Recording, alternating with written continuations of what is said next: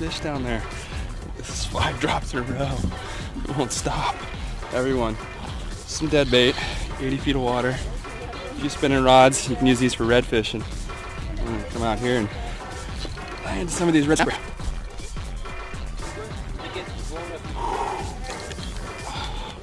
All right, here we go.